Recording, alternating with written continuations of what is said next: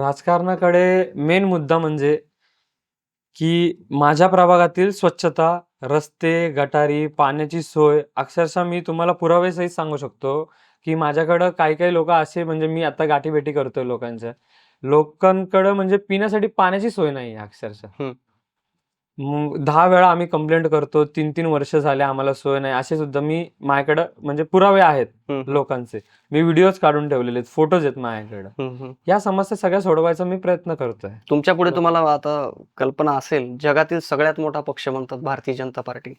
आता त्यांची गल्ली ते दिल्लीत सत्ता आहे. सत्ता. एवढं मोठं आव्हान तुमच्या पुढे असणार आहे. ते आव्हान ऋषिकेश जाधव पेलणार? आव्हान मी पेलायचा प्रयत्न 100% करणार. कारण जे काही एवढी मोठी ती सत्ता असून त्यांची पण जी कामं होत नाहीयेत, ती कामं मी माझ्या माध्यमातून सोडवायचा प्रयत्न करेल.